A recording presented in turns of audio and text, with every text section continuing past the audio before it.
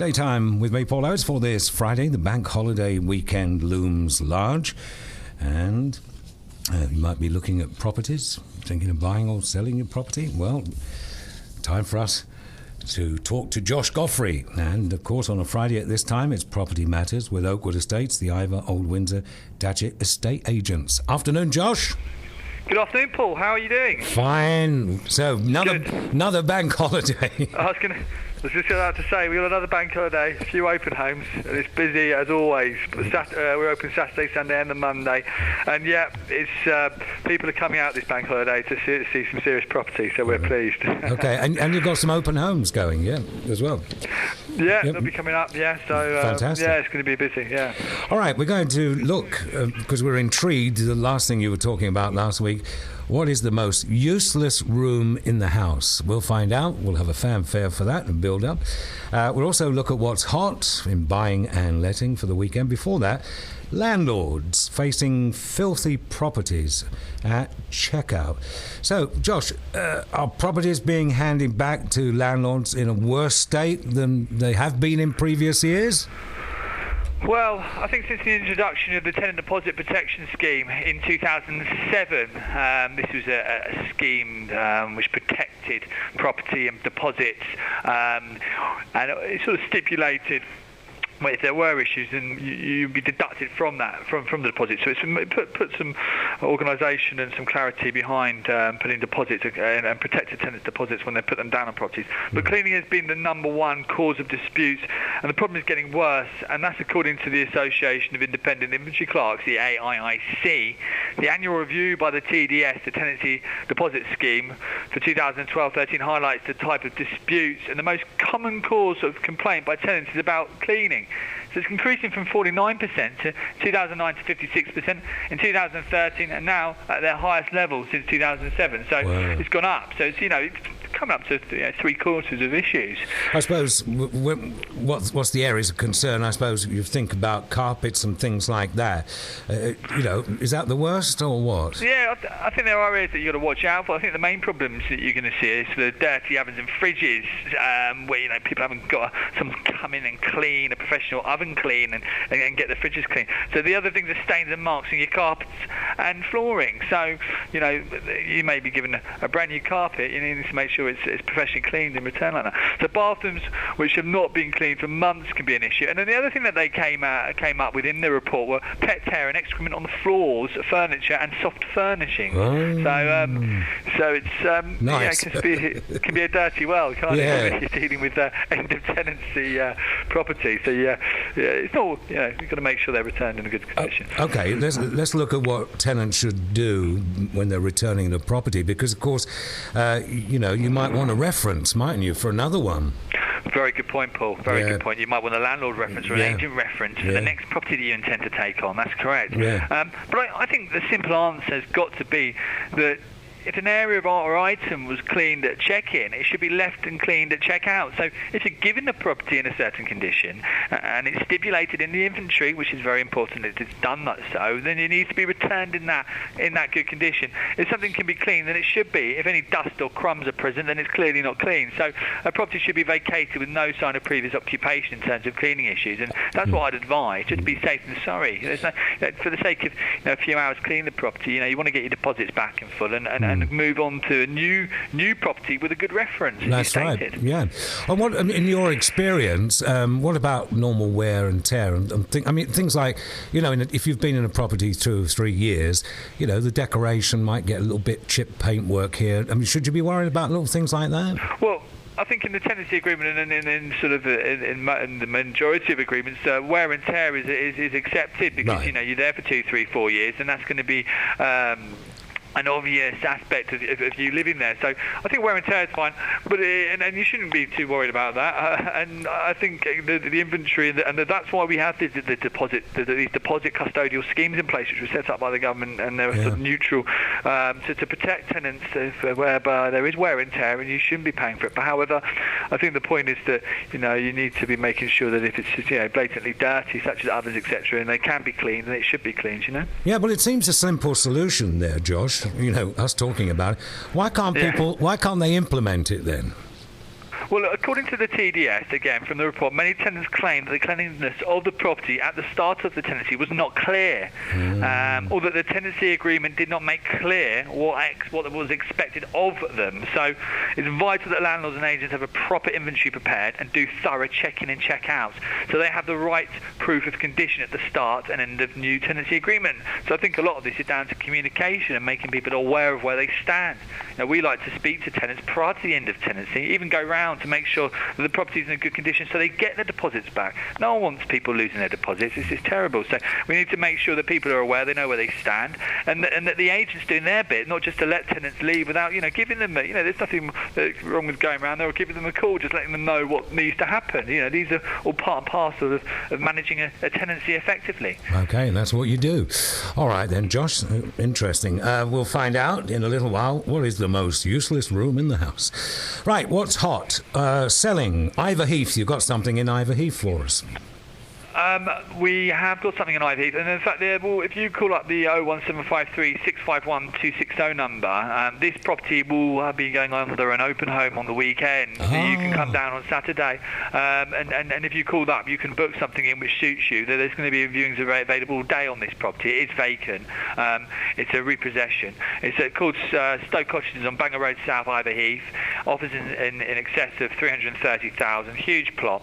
It's had a huge amount of interest since it's come on. As I say, it has been repossessed. It needs full renovation, extensive modernisation throughout. There's no carpets or anything like that. It is a shell. You're paying for the character of the property and the plot. It's an extended 2/3-bedroom semi-detached house. Potential for huge amounts of extension. There's lots of scope there to extend.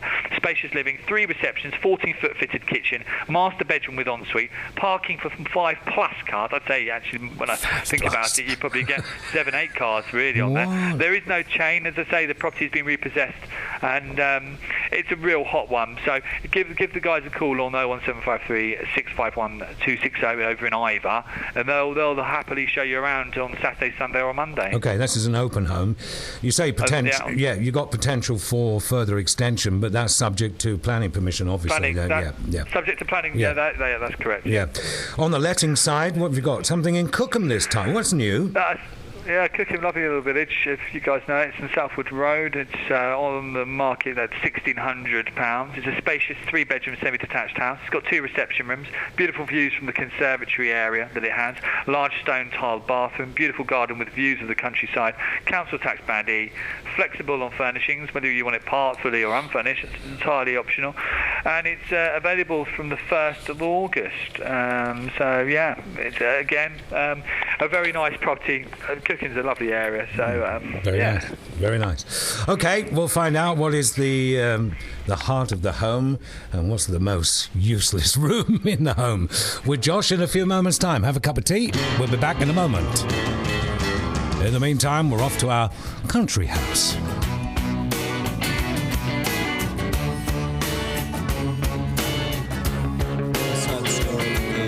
City dweller, successful fella, thought to himself, oops, I've got a lot of money. Caught in a rat race, terminally. I'm a professional cynic, but my heart's not in it. I'm paying the price of living life at the limit. Caught in a century's anxiety. Yes, the craze on him. Then tries it wrong. Lives in a house, very big house in the country. Watching afternoon repeats and the furious in the country. He takes a manner of pills and piles up analyst bills in the country. Oh, it's like an animal farm, that's a rural charm in the country. He's got morning glory and life's a different story. Everything's going Jack and Jory in touch with his own mortality. He's reading balls and looking bad prose. It's a helping hand that makes you feel rosy blind. Oh, it's a century's remedy for the things at heart. Start trying to simple. Lives in a house, a very big house in the country.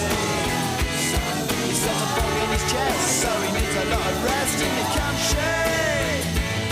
He doesn't drink, smoke, laugh, takes herbal baths in the country. Says she come to no harm on the animal farm in in the country. In the country. In the country. In the country.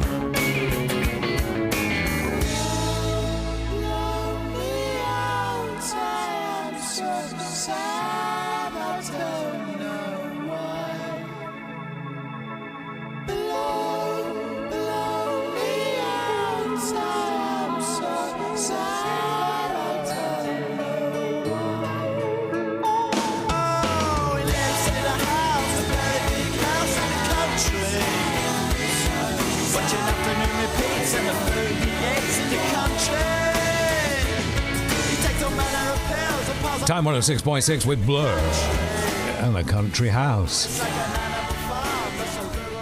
Friday's daytime with me, Paul Owens, and it's our Property Matters, as always, on a Friday, with Oakwood Estates, the Iver, Old Windsor and Datchet estate agents, and with us, Josh Godfrey. Right, let's have a look at, where would you say, Josh, the heart of the home? Where's it traditionally been?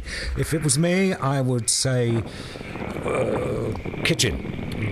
Kitchen. Well, yeah, I think when asked, where the heart of the home in recent years, people, I think, like yourself, would say the kitchen or the kitchen diner has been a popular answer.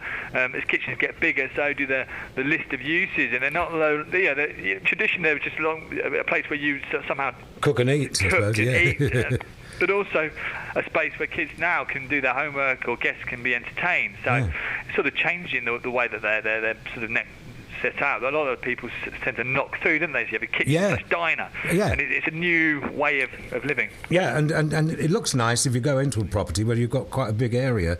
You've got the kitchen, got all, you've got everything laid out nicely into a little dining area. So you've got that whole space. So is it still considered this way, do you think? Well, actually, there's a new poll conducted on behalf of oceanfinance.co.uk, and it's revealed that the kitchen, in reality, is far from being the place where households spend the most hours together. Wow. In fact, just 1 in 10 respondents said the kitchen is where they spend the most time as a group during waking hours. So, okay. Yeah. So what's got the title of the heart of the home, then? Well, in contrast, 4/5, so that's just under 80% of respondents named the living room as the place where they spend the longest time with each other, although women are more likely to say this than men, apparently. And I suspect this is probably due to the fact that we're a nation of TV and... I was going to say that, but I thought I'd better be careful what I say. Well, we're far more in tune to what's shit being indoors, and there's less things tying up as well. So people tend to... You've got all the games consoles and DVDs, so we sort of have our own entertainment systems in the lounge. Once upon a time, you may have gone to the cinema. People are quite happy to do a lot of entertainment in their own lounge, living room, aren't they? So, what about age? What about age? Any age implications as part of this? Well, interestingly, younger people aged between 18 and 24 years old are the least likely to pick the living room as the heart of the home.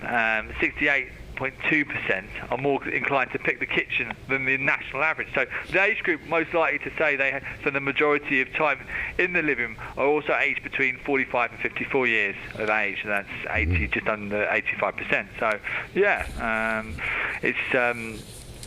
it does have an age related, isn't it? Yeah. So, what is the room then that we spend the least amount of time, the most useless room in the house? Which one is it?